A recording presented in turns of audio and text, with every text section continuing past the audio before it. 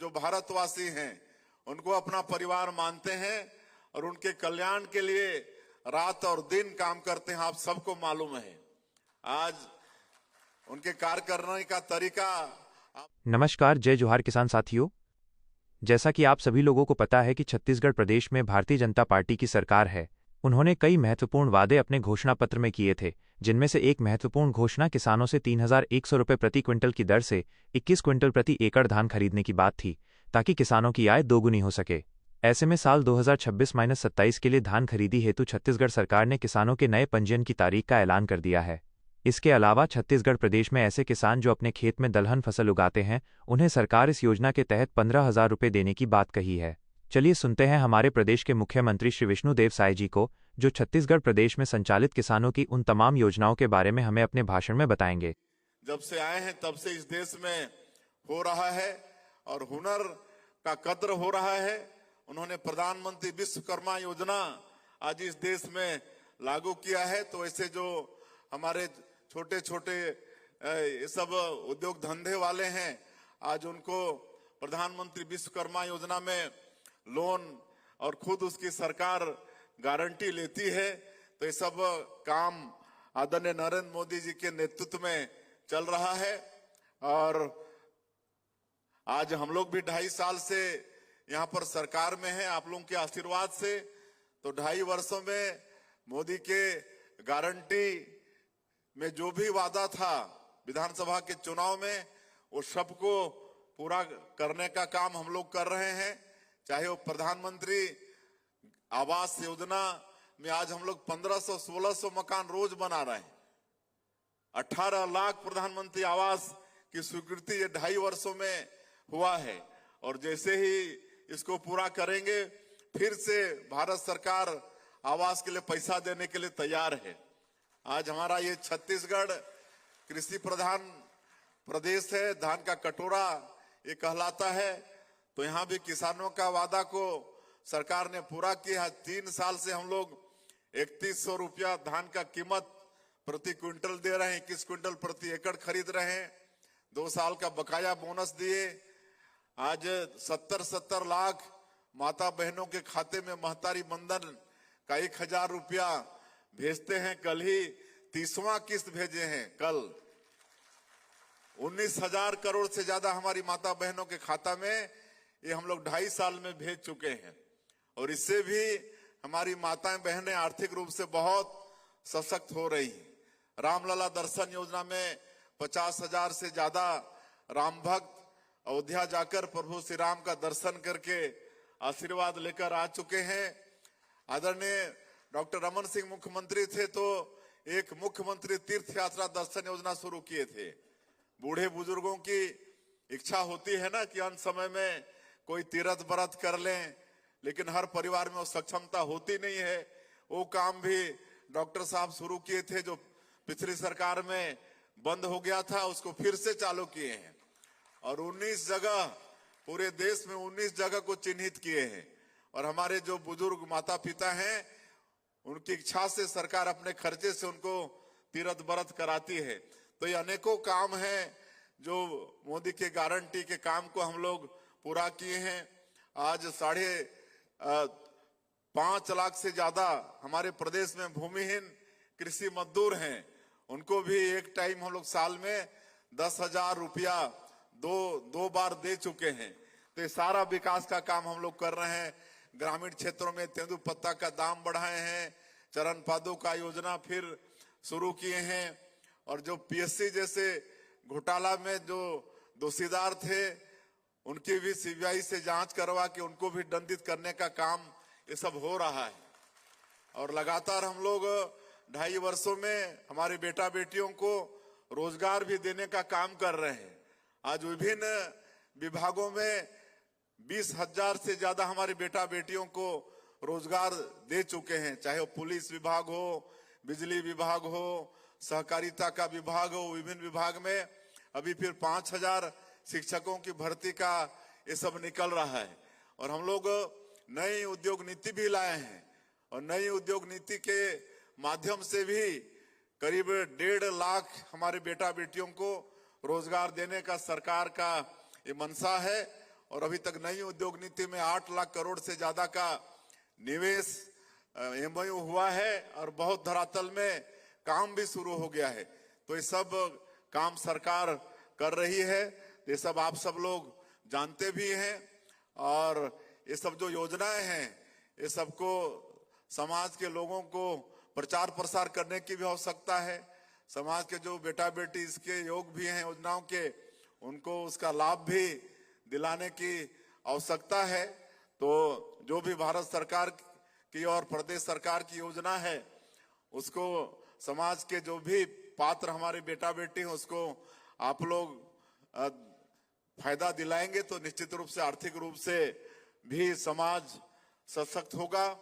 और अभी 2-3 एक नवाचार जो किए हैं उसको बताते हुए मैं अपनी बात समाप्त करूंगा।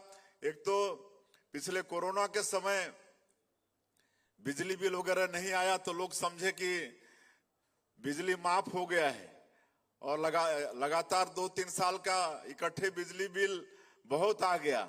हम लोग गांव में जाते थे तो गांव के लोग लंबा बिजली बिल थमा देते थे और बोलते थे कि इतना बिजली बिल आया है कि इतना तो घर को बेचेंगे, उनका झोपड़ी को बेचेंगे तो नहीं होगा। तो उसके लिए एक समाधान का एक उपाय किए हैं, मुख्यमंत्री बिजली बिल भुगतान समाधान योजना। अभी उसका फिर समय बढ़ाए हैं, पहले जून तक था, उसको जुलाई अगस्त सितंबर तक ये चलने वाला है। जिसका भी बिजली बिल ज्यादा है तो वो बिजली विभाग में पंजीयन कराएं अपने नजदीक के बिजली ऑफिस में, या एक बिजली विभाग का ऐप भी है मोर बिजली ऐप, तो उसमें भी आप पंजीयन करा सकते हैं। तो हमारे बिजली विभाग के अधिकारी समाधान शिविर लगाते हैं और सरचार्ज पूरी तरह से माफ कर रहे हैं। इसमें 700-750 करोड़ से ज्यादा बिजली का बिल इसमें मतलब सरचार्ज वगैरह ये सब माफ कर रहे हैं। तो इसका भी अभी सितंबर तक टाइम है, तो उसका भी आप लोगों को लाभ लेने की आवश्यकता है। एक हमारे देश के माननीय प्रधानमंत्री जी जैसे हर घर में बिजली हो, हर घर में बैंक का खाता हो, हर घर में शौचालय हो, हर घर में गैस का सिलेंडर हो, हर घर में नल द्वारा पानी पहुंचे, उसके साथ साथ वो चाह रहे हैं कि हर घर को मुफ्त में बिजली भी मिले। इसके लिए प्रधानमंत्री सूर्य घर बिजली योजना माननीय प्रधानमंत्री जी ने इस देश में लागू किया है, उसका भी आप लोगों को लाभ लेने की आवश्यकता है। इसमें सब्सिडी है, भारत सरकार का 1 किलोवाट में 30,000 और प्रदेश सरकार का 15,000 है। 1 किलोवाट में 45,000, 2 किलोवाट का लगवाते हैं सोलर प्लेट तो मतलब 90,000 और 3 किलोवाट का लगाते हैं तो 1,08,000 ये सब्सिडी है। अभी तक 80,000 घरों में हम लोग लगा चुके हैं और जिसमें 40,000 लोगों का बिजली आज जीरो आ रहा है। 40,000 परिवार का बिजली बिल अब जीरो आ रहा है। तो इसका भी आप लोग प्रचार प्रसार करें और सब प्रधानमंत्री सूर्य घर मुफ्त बिजली योजना उसमें सोलर रूफटॉप अपने छत में लगवाएं। और एक अभी सेवा सेतु चला रहे हैं, सेवा सेतु, इसमें 36 विभाग का 700 से भी ज्यादा सेवा उसमें शामिल है। इसमें आप घर बैठे अपने मोबाइल पर ऐप डाउनलोड करके अप्लाई करके बहुत चीज अपने घर बैठे, कोई प्रमाण पत्र है, जाति आय निवास, कोई खसरा B1 है, ये सब घर बैठे प्राप्त कर सकते हैं।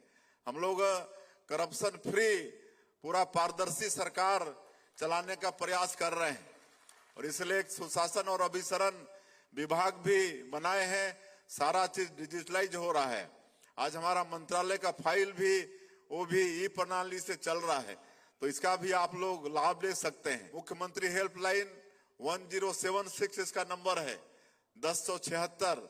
इसमें आप सीधा फोन नंबर लगा के अपनी कोई भी समस्या है तो उसको रजिस्टर्ड करा सकते हैं। 24 घंटा खुला है। ये हमारा नया रायपुर में दफ्तर है, 50 कर्मचारी बैठते हैं 8 घंटा, फिर दूसरा 8 घंटा 50, फिर रात में 25 बैठ रहे हैं। ऐसा 24 घंटा 7 दिन खुला रहता है और सब का हम लोग टाइम बाउंड किए हैं, समस्या का समाधान के लिए टाइम बाउंड किए हैं।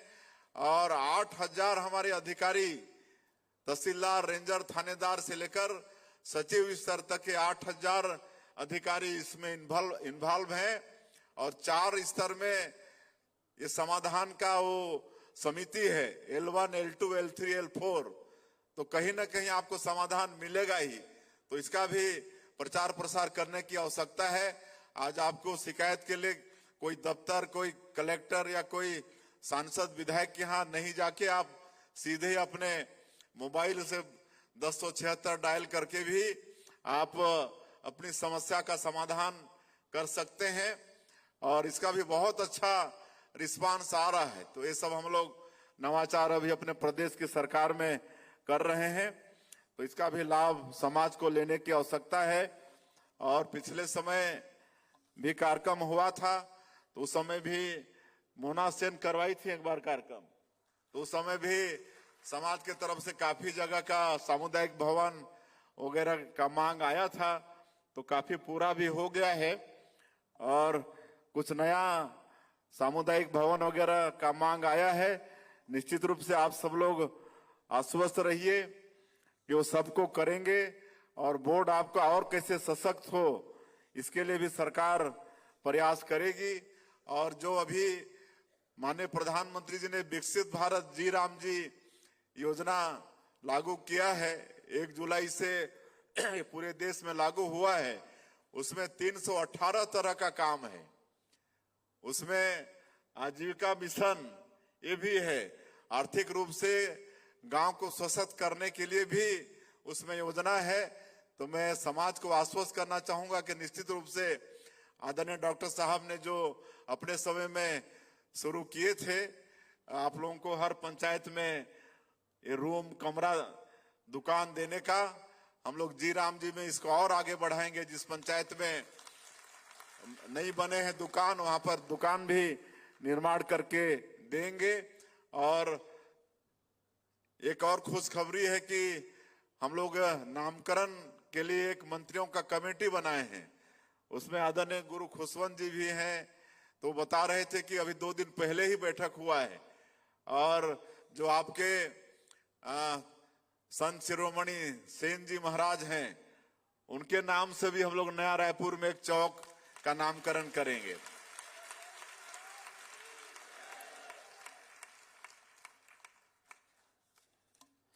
और समाज के तरफ से मांग पत्र भी सौंपा गया है।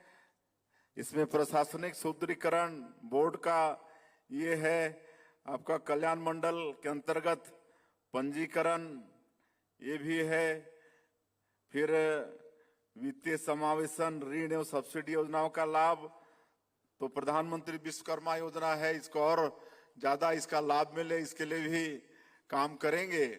और पौनी पसारी योजना के तहत मैं बता चुका हूं, जिस भी पंचायत में इसका निर्माण नहीं हुआ है दुकान का, तो वहां पर अवश्य करेंगे।